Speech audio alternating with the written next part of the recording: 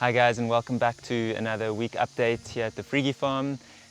This week I'm going to take you through the different elements that we've managed to do and accomplish this week, so hope you enjoy it.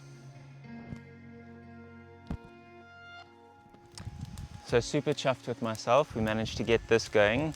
The heap was about here earlier, it's now subsided over there and it's still going, so let's see how much of the heap it takes.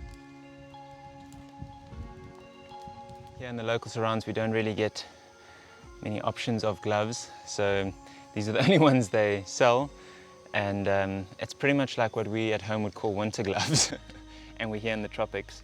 So what we've been doing is just giving them a cut. Amy normally helps me with this, but she's on camera, so it ends up being like this. So when we're working, at least our hands aren't totally suffocating. The most important parts are covered, and then we have a little bit of breathing space.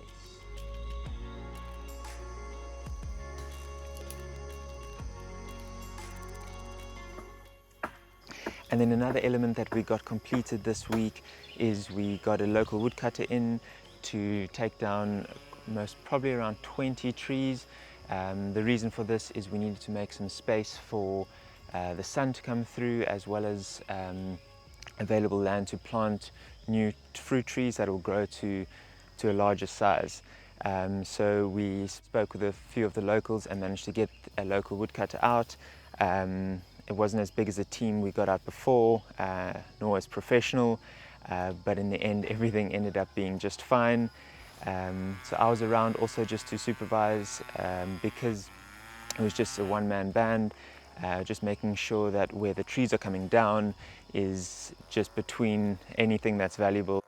There were one or two a bit of a hairy instances where things didn't go as planned, but all in all it all worked perfectly, and all the trees came down safely.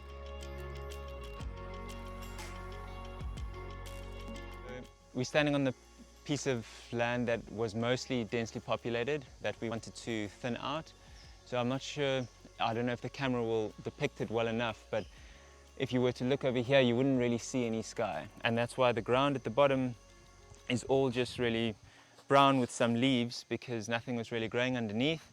And as you can see over there, and it's around 9 o'clock now in the morning, part of the slope section is getting a lot of sun. So we've achieved what we wanted, to bring in some more sunlight here, and as we can feel it out the new environment, then we can find out where's the best place to put our platforms and plant certain trees and plants.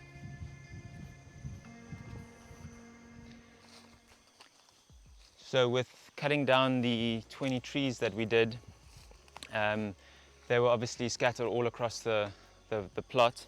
So this is one of our stockpiles.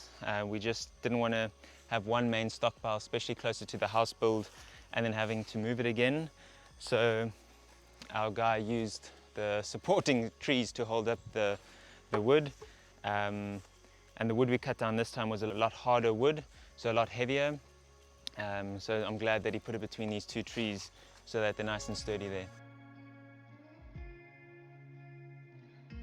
So this is where the house is going to be, and it's going to be facing this way. And we had two mangosteen trees, and they're also very densely populated with the leaves. So if our main living area will be here, these two would have been in the way, unfortunately. So we had to take them down. What we have done is, and I'll show you throughout the rest of the space, we've just cut them at about 1.5 meter height, any of the smaller trees, and we're doing this so that we can later on plant boanaga or dragon fruit. So it creates its own little platform to grow out of, and then slowly but surely once it gets to the top we'll creep it over. And the best part about it is this won't end up dying and rotting because it's still alive, and by doing that we've got many years with the boanaga without having to worry that this thing collapses. So we also managed to get our platforms done this week. I think we maybe started a little bit last week, but we've got now a total of 4 that are tapering up over here. And this we'll use as a combination of a planted area as well as a grassed area for us to come sit and relax and eat our lunches. So as I mentioned earlier, this is a good example of a stub that we left. This was a nitrogen fixer that was used initially to set up the undercarriage, or to support the undercarriage and the trees that were growing up, but it's had its time now, and this will just carry on living. It might grow out some shoots which we'll cut, and then as the dragon fruit comes up, we'll put a round supporting structure over here, and then as it comes through, we'll branch it out. We must probably plant another 2 or 3 around here, and then it'll be a nice productive Bonagan plant.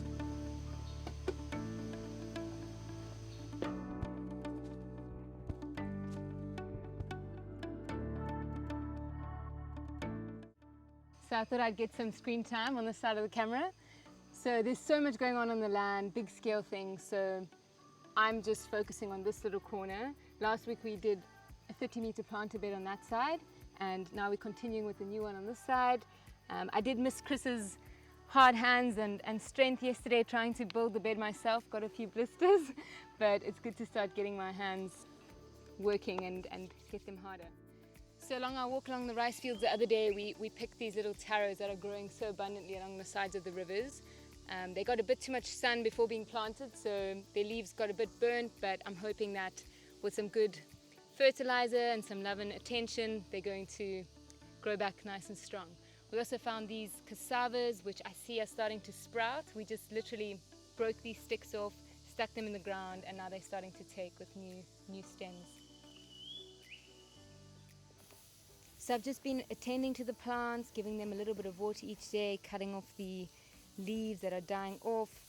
This bonaga over here was getting a bit of a fungus, oozing out yellow goo, so we've cut that part off and hoping that he's gonna come back healthy and strong.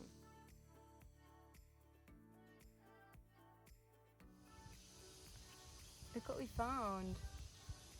It smells amazing. Really? So sweet. Yo. Found a beehive up here. Oh, there you can see the bottom section's broken. Let me see if I can show you.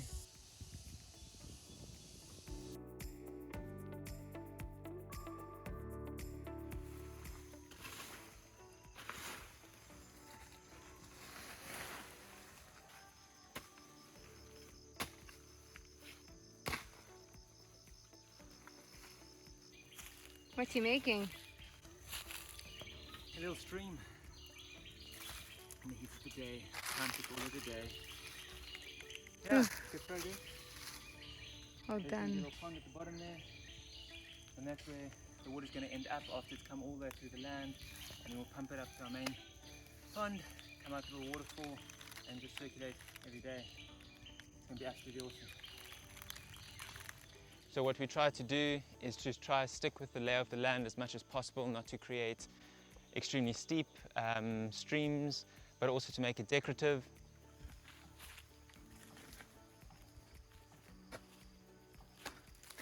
How's it going here? Woo! Panas! Panas is hot in Bahasa, So, Indonesia. FYI, the reason this looks like another pond is I'm needing to sort of bend this in with the existing slope, and it's steeper than I thought. So instead of having a steep running river which will run too quickly, rather make them flatter with sections like this, and then like the river dropping with a slight little fountain. That's the plan. Planning as you go.